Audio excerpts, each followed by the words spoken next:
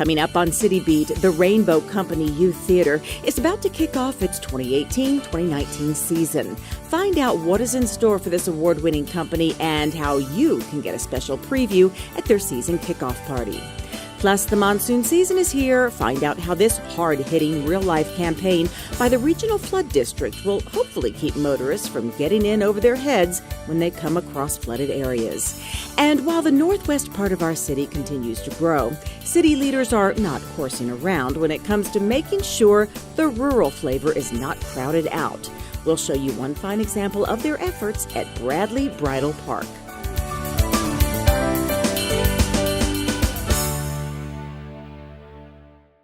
Hi, everybody, and welcome to City Beat. I am your host, Nancy Byrne, and we are coming to you from the Art Gallery at the Charleston Heights Art Center. We're going to take a closer look at some of this beautiful art that is surrounding me. But first, we want to remind you it's time to start thinking about the new season for the Rainbow Company Youth Theater. Not only are the auditions for the 2018-2019 season underway for kids 10 to 18 years of age, but the performance season itself is about to kick off. So we stopped by the theater, which is located right next door here, to find out more about the season and about a party you can get in on to enjoy an exciting preview.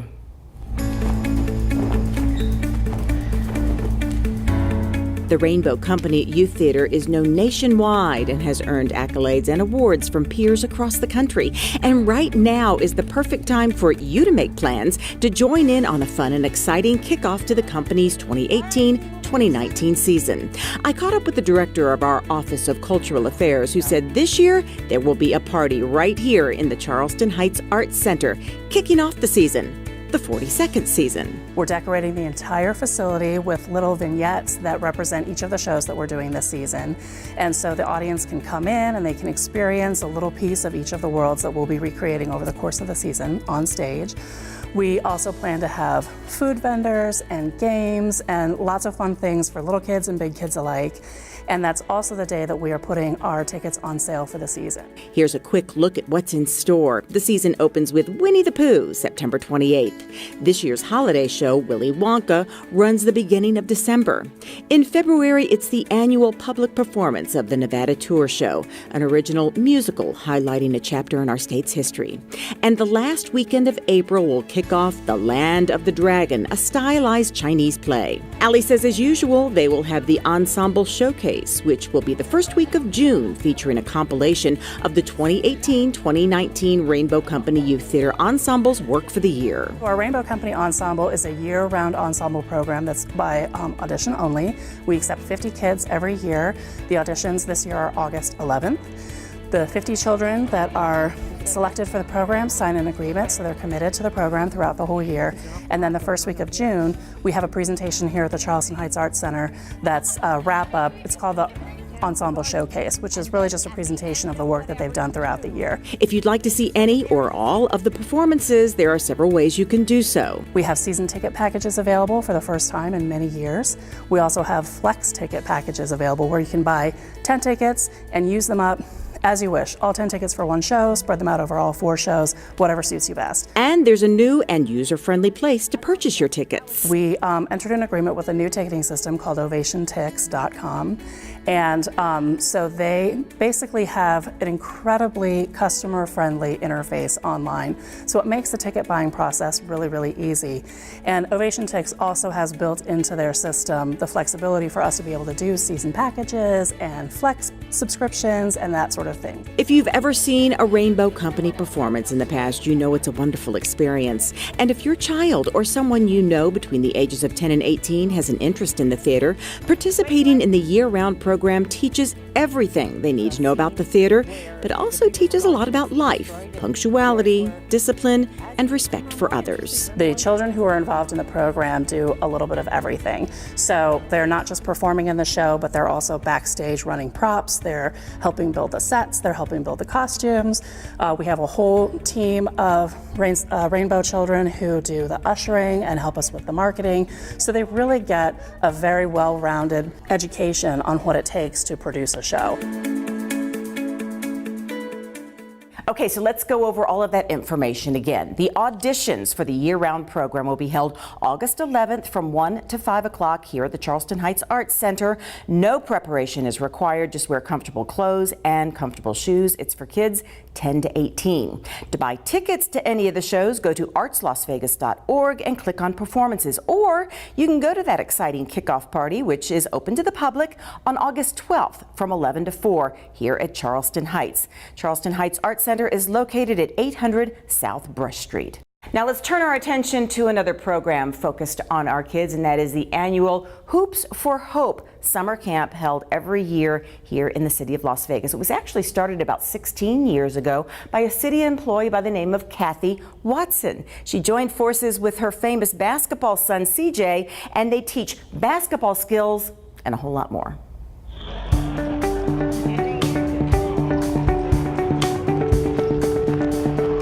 It may be hot outside on this July morning, but the action is hotter in the Doolittle Community Center gym as these boys and girls run through drills at the Hoops for Hope camp. This camp has been taking place here in our city for 16 years. 16 years ago, Kathy Watson, then a City of Las Vegas employee, decided she wanted to work together with her son CJ Watson to help local kids not only learn the game of basketball, but the life skills and discipline that goes along with it. My mom started this camp when she worked for the city, like I said. We just want to give back to the kids. Being born and raised in Las Vegas, you don't get a lot of opportunity or a lot of NBA players coming back to and give back to the kids. So, especially when I was younger, I didn't have that. So I want to be that athlete to come back and give back and show kids that you can make it, but also just come back and give back to your community. Just in case you're not familiar with CJ Watson, basketball has been a major part of his life. Well, all of his life. I was born and raised in Las Vegas, Nevada. Grew up in this neighborhood, played community basketball here, came to summer camps here all the time. Went to Bishop Gorman High School, graduated in 2002. Went to the University of Tennessee, graduated in 2006, and then went overseas for a year in Italy and Greece, and then came back, went to the D-League for a month, then played in the NBA for the last 10 years. Before the action got started, Councilman Cedric Creer spoke to the group about being a lifelong Las Vegas resident who became so talented on the tennis court at Bishop Gorman, it led to a college scholarship. His advice to the kids, sports is not only about having fun, it takes discipline. If you want to do it, get committed. Your parents shouldn't have to tell you to go out there and shoot or practice or do your homework or do whatever. You got to take ownership of you in order for you to be successful in your life. Councilman Creer presented a proclamation to the Watsons for Hoops for Hope and the foundation that helps run the camp called Quiet Storm. The proclamation touts this camp that promotes fun but also benefits the kids by teaching them basketball and life skills and helps parents understand what their role as a basketball parent entails. Just to have fun, most importantly, learn about basketball skills, obviously, but also learn about educational skills. And also we have a parent workshop for the parents to also teach them about NCAA rules and stuff like that for the kids coming out of high school who want to maybe go to college and do stuff like that. It has a lasting impact. All the kids, every time I see them maybe walk around the city or at the mall, they always say how much fun they had and are you doing the camp again this year, or can we come, can we sign up, are we too old, things like that. So it's always just a joy to see a smile on their faces and make sure they're having fun at the end of the day. It's so nice to see people giving back to the community. We're going to take a quick break, and when we come back, just in case you're new to the community or in case you need a reminder, it's monsoon season. We'll tell you about a new campaign underway that's really hitting home.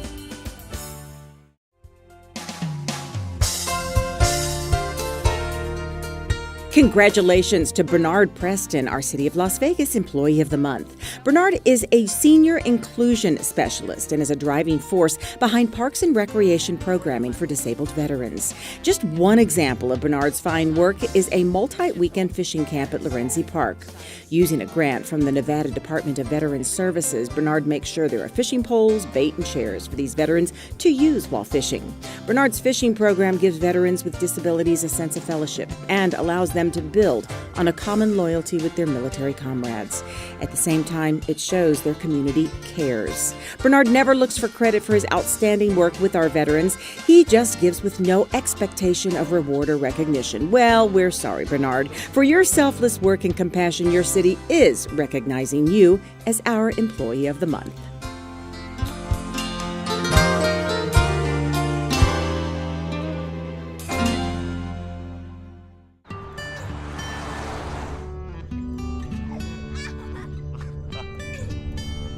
They say that when you're facing extreme danger, your life flashes before you.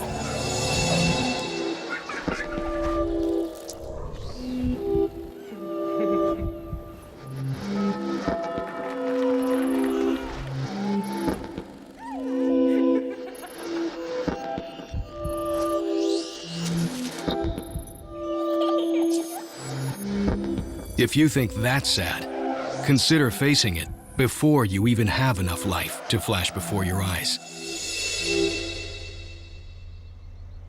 Car crashes are a leading killer of children 1 to 13. Deaths and injuries can be prevented by using the right car seat. Visit safercar.gov/the-right-seat to know what is appropriate for each age and size.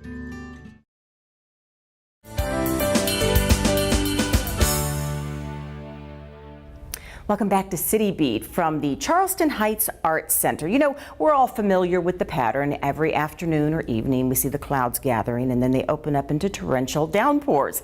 It's called monsoon season and it hits every year from July through September. Also, part of that pattern is the Regional Flood Control District trying to hammer away at how dangerous those floods are.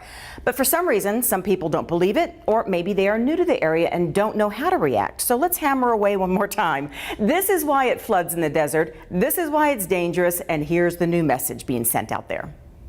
When you see video like this, it's hard to imagine this is happening in an area that gets, on average, less than 5 inches of rain a year. The national average, by the way, is about 39 inches a year.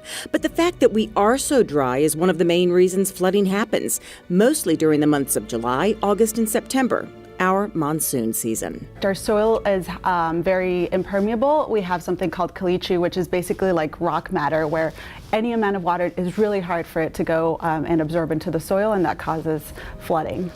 Beatrice Martinez with the Regional Flood Control District says many people, particularly new people to the area or visitors, simply don't expect these flash floods and therefore don't know how to react. People don't realize that flash floods can happen in a matter of minutes, and so if they're driving down the street, sometimes we have ponding or in an intersection. If there's intense rainfall in an area, that intersection or that road can get flooded, and a lot of times people think it's okay to drive through the street because they don't know how, they didn't think it would be that deep. The person in front of them made it, and it's very, very dangerous to do that. It only takes 6 inches of water to move a car. 2 feet of water can actually flip over an SUV. The mission of the Flood Control District is not only to warn people to steer clear of flooded areas, it also works with Mother Nature to alleviate the flooding to begin with. So we have over 619 miles of flood channels and washes in the valley in Clark County. We also go out to Boulder City and Mesquite and even Laughlin down there, where we build flood control facilities. And that's so that when it rains, when we have these intense rainstorms, the water doesn't go into the ground, doesn't absorb into the soil. So then it goes on the street, it goes into the storm drains, and then goes into these flood channels, detention basins, and washes, so it could safely move away from the city. It can technically move all the way down to Lake Mead. So while the washes are vital to keeping our neighborhoods safe, they too are a danger during downpours and should be avoided. So this year, the Flood District has come up with a way to illustrate all the dangers by showing real-life scenarios in which people thought they could beat the flooding but learned the water always wins. So we've taken videos from people that have videotaped themselves driving through those flooded streets, and also we've taken, we have a citizen survey. Every 2 years, the Flood Control District does a citizen survey, and we ask people point blank, hey, why did you drive through that flooded street? And a lot of times people, the reason they give us is, well, I didn't think it was that deep.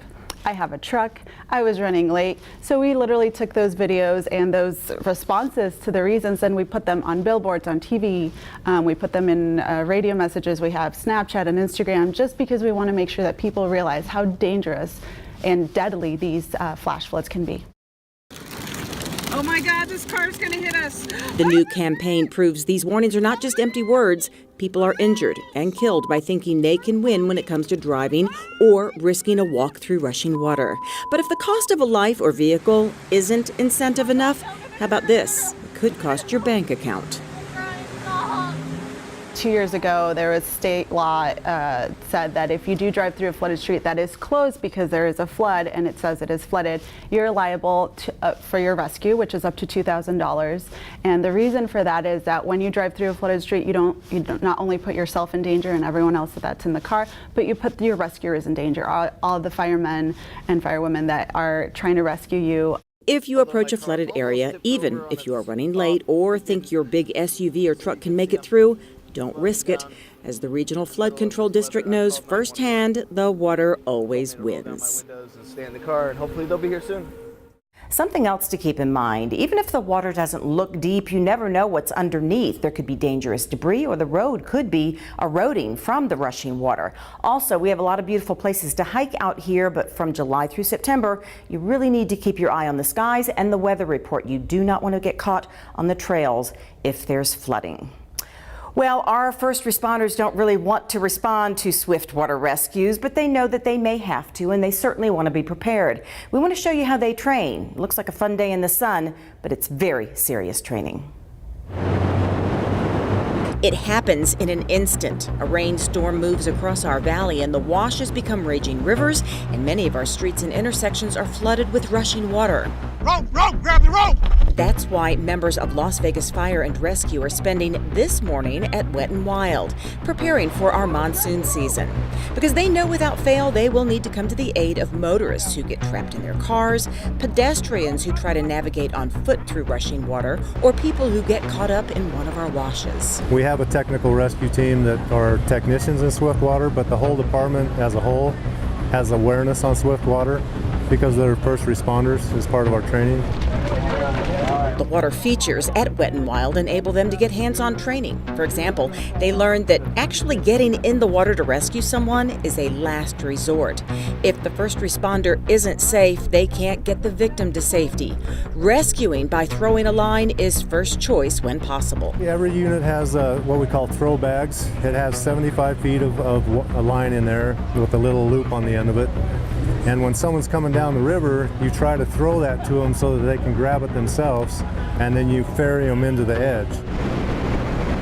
But there are situations when a line won't work. The tornado here at Wet n Wild simulates what it would be like to walk someone out of rushing water in a flooded street, for example. It's called shallow water crossing, and it's done with several rescuers in a line. The first guy in the front's going to use a stick or a pike pole or whatever object we have to kind of feel the water and keep his grounding, to keep that tripod effect. And then the guys behind him are to help stabilize him. Plus, it's going to take more than just one person to grab a victim, fight that current, and get them out. Looking for structures in the river that are breaking up the current that are going to allow you to get out. The lazy river water feature gives them a feel for a wash rescue. They float feet first so they can see where they're going and protect themselves from debris in the water. This pole across the river roughly simulates large debris such as a tree or vehicle. Something that can be deadly unless they can climb over it. Now keep in mind, the lazy river current is between 3 and 5 miles an hour. Chuck says in a wash they're facing up to a 20-mile-an-hour current or more. The Regional Flood Control District held this press conference kicking off our monsoon season. Here we were reminded that there is 604 miles of flood channel and 91 detention basins. And while the master plan is still only 75% completed, we continue to be safer every year. And the system works. Where it's built, where it's in place, the flood channels, the detention basins, they work 100% of the time. Mother Nature doesn't always drop the water where our system's built, so we still have some areas that we're getting to over the next decade and beyond. Meanwhile, our first responders will continue to train, because even the safest of roads and washes can't save people's lives if the people don't take the proper steps by staying away from washes and flooded roads. Basically, anytime it rains like a good downpour, other than a slow drizzle, we have swift water in this town. When we come back, we've got some great news for horse lovers up in the northwest part of our city. But as we go to break, we have some sad news. As you just saw in that previous story, our first responders are so important to us, whether they're rescuing people from rushing water, rushing into burning homes, protecting us from crime. We really need them, and they put their lives on the line every single day. Well, the city of Las Vegas has lost one of its own peace officers. City Corrections Officer Kyle Eng, the 51-year-old officer, died while on duty at the city detention facility on July 19th. Our hearts go out to all who knew and loved him. We thank you for your service.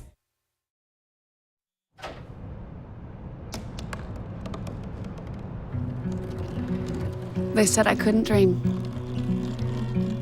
Called me a piece of trash and swore that's all I'd ever be.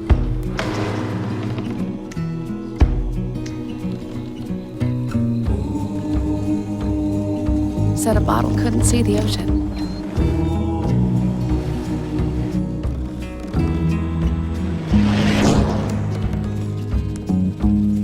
Give up. Go back to the dumpster.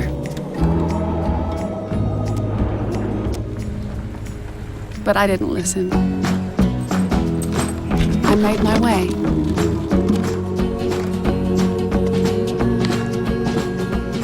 And now, I am what I've always wanted to be.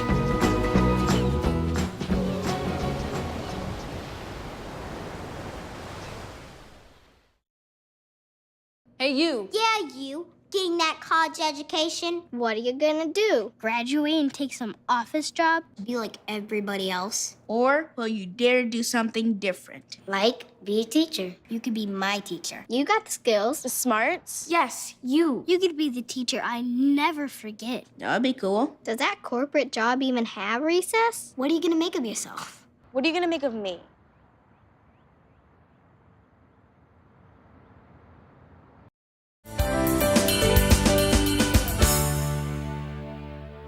Welcome back to City Beat from the Charleston Heights Arts Center. As promised, in just a few minutes, we're going to show you the beautiful art that's surrounding me here in the art gallery. But first, if you ever visit the beautiful northwest part of our city, or maybe you live there, you probably are noticing a lot of housing and business development, but it's also known for something else, and that is being horse country. Councilwoman Michelle Fiore is committed to making sure that development is welcome, but the horses and horse lovers still feel welcome as well. And her commitment to that could be found recently at Bradley Bridle Park.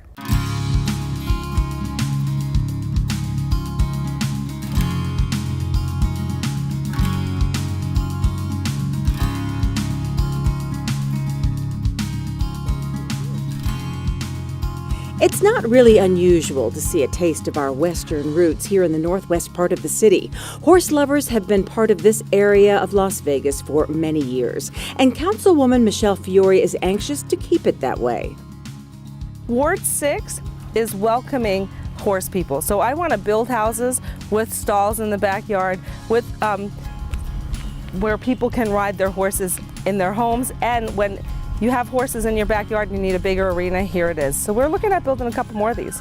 By more of these, she means more equestrian-friendly parks like Bradley Bridle. This park has been here for many years, but it recently underwent some major improvements, making it even more appealing to riders and their horses. One of the biggest improvements is the dirt that the horses have to ride on. So the dirt has to be a certain dirt, and it has to be thick enough to where when the horses ride, the impact of them, so that's the biggest improvement. The second improvement is the sprinkler system, because as we run the horses around, it kicks up dust.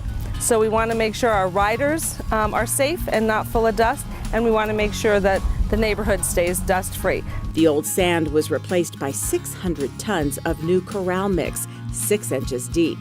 The rail fence and kick plates have been improved. Work was also done on the parking lot. The landscaping and even the restroom got a little facelift. There's plenty of shade for the horses, and overall, it feels like it's brand new to those who use it. People like Bailey Rose Fulmer, who is part of the UNLV rodeo team. She says she loves to have this park so close to her home to help keep her horse in shape and her skills sharp. UNLV, we practice twice a week, and this facility is good for us to come ride in when we don't have our practice. It's great ground. Great place for us to come exercise our horses, keep them in shape while we're traveling in between weekends, so when we come home. It's open all day for us to come practice. Councilwoman Fiore says she's all for encouraging development, but not forgetting those who have called this part of Las Vegas home because of its rural feel. She says she's pleased that city staff, such as operations and maintenance, has really stepped up to make Bradley Bridle Park the great facility it is. I have to tell you, our city staff and all of our maintenance people that put this together are amazing. So now it's a great place to ride. When I first got elected a year ago, quite a few of my horse folks called and said, we want to use Bradley Park, but we can't. So now they can. Bradley Bridle Park is located on Bradley near Grand Teton. Now, the councilwoman is really anxious to get some feedback. So if you go out there and ride, or maybe you just go out there and watch people ride, make sure you contact the councilwoman with your feedback. Well, as we mentioned, we are in the art gallery here at Charleston Heights Art Center, and this exhibit was done by Ethiopian artist Abraham Abibi. Let's take a closer look.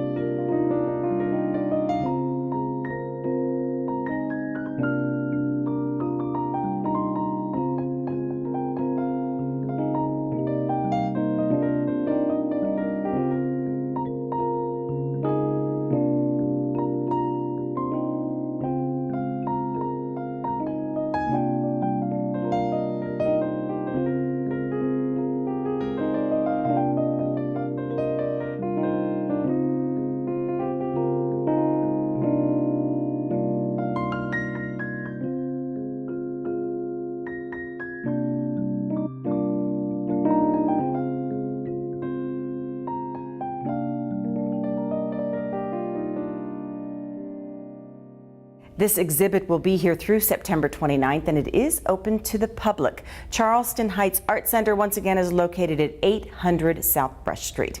Well, that does it for another City Beat, but as we go to close, we want to show you some of the beautiful cars that were outside City Hall on July 18th for National Collector Car Appreciation Day. Thanks for joining us. We'll see you for the next City Beat.